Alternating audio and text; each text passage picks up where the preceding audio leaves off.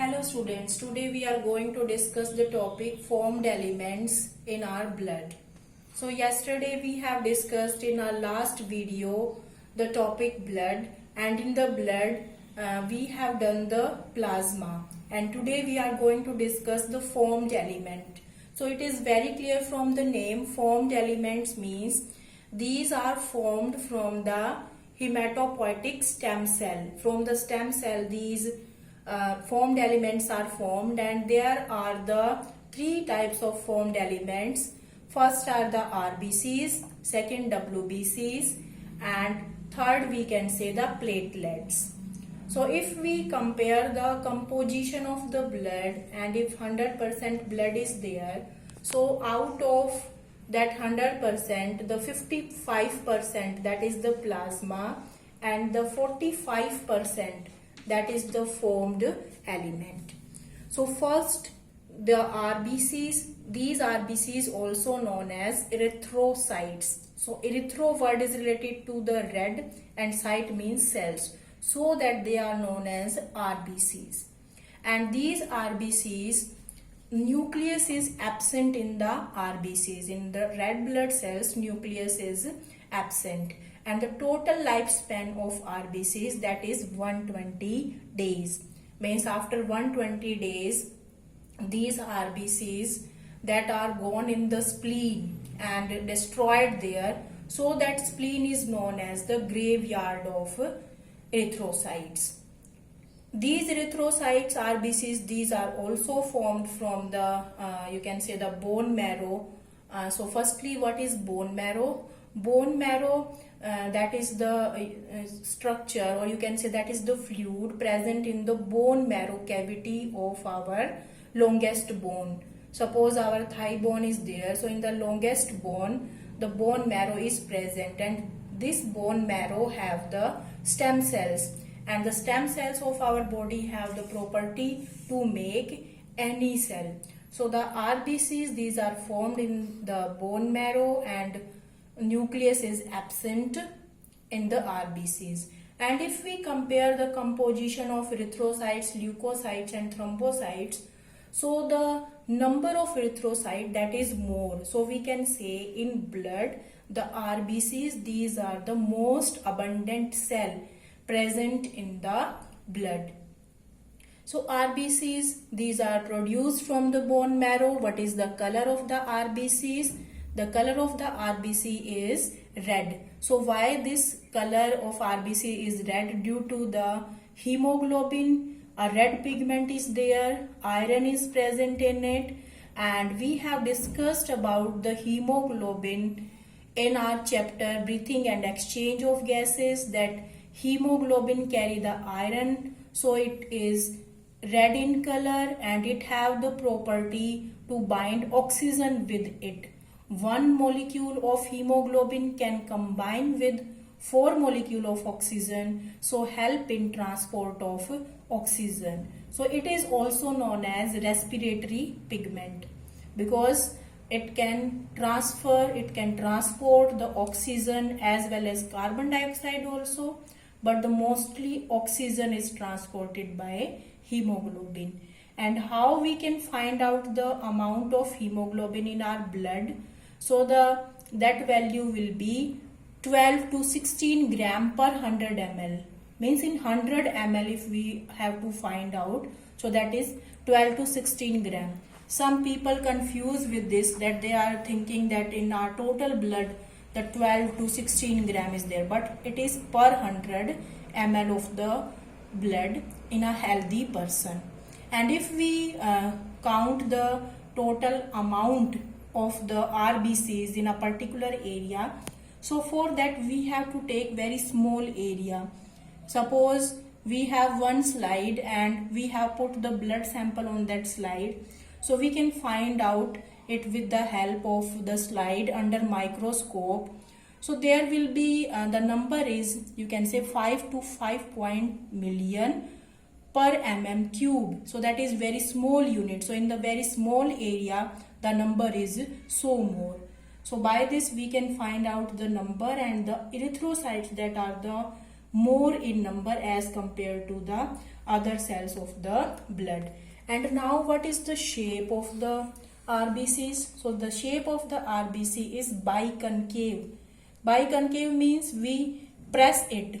You can relate with one toffee like the Alpenliebe you have here. So the shape of the Alpenliebe is like the shape of the RBCs, and the lifespan of the RBCs, that is 120 days, because after 120 days they are destroyed in the spleen, and that is not the nucleus, that is the biconcave.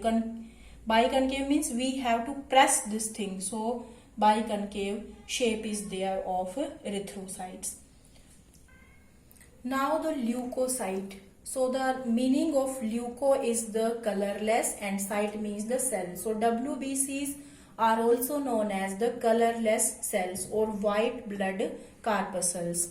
So nucleus is present in the WBCs as compared to the RBCs, because in RBCs nucleus is absent, but in the leukocyte or the WBCs, white blood corpuscles, nucleus is present, and they are colorless. Leuko colorless and cyte means the cell. And if we just find out the number of the leukocytes, so that is the 6,000 to 8,000 cube, means the number is less as compared to RBCs. And if you go to the lab, means in the hospital, you can find out your total number of leukocytes or WBCs. So that test is known as the TLC. Somewhere in your report it is written the TLC, so that is the total leukocyte count. So you can understand this term TLC.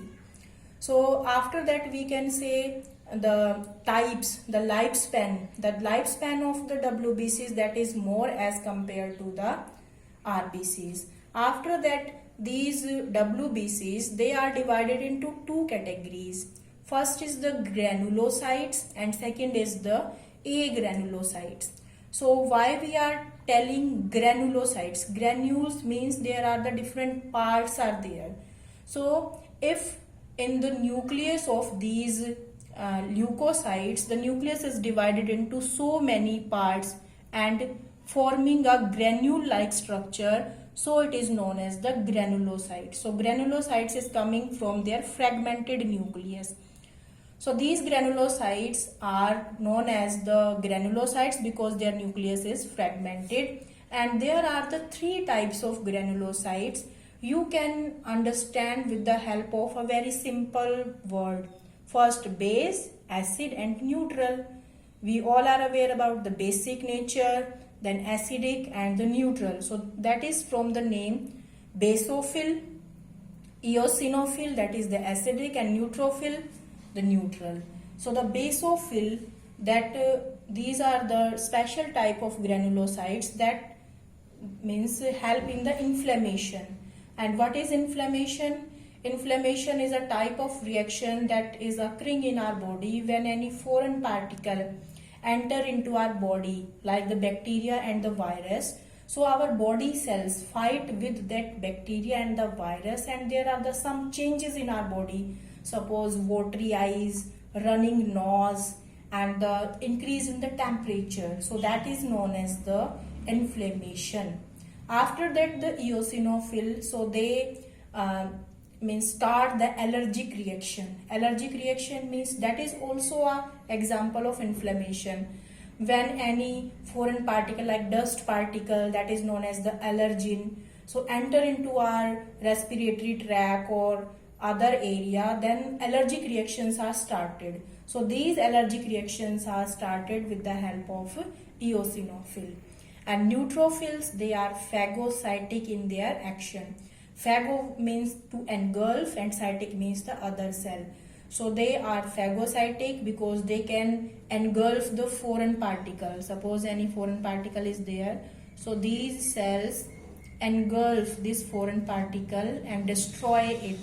So that these are known as the WBCs, white blood corpuscles, soldiers of our body, because protect our body from the foreign particles. So what are the three granulocytes? Basophil, eosinophil and the neutrophil. After that, the A granulocyte. So what is the meaning of A granulocytes? Means their nucleus is not divided, and there are the only two, lymphocyte and monocyte. So the lymphocyte that provide us the immunity, the T cells and the B cells are generated by these lymphocytes, and they activate the cell mediated immunity and the humoral immunity. So they provide the immunity. And second is the monocyte. After that, we have to understand the thrombocytes. So thrombocytes, these are also known as the platelets. They are also formed from the bone marrow, but the number that is less. And what is the number? That is 150,000 to 350,000 per mm cube. And these thrombocytes help in blood clotting. So the blood clotting that is done by the thrombocyte. So let us revise the formed elements. So firstly, we have discussed the erythrocytes, then leukocytes and thrombocytes. So erythrocytes, most abundant cells, nucleus is absent, they are red in color, and they are produced from the bone marrow. Shape that is biconcave disc shape is there.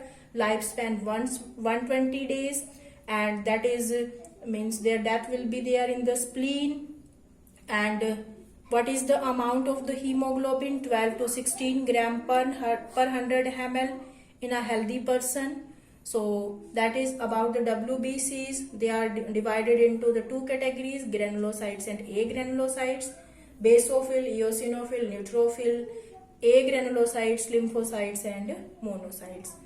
So the other, you can say, their diagram and their composition, that we will discuss in next topic. Thank you.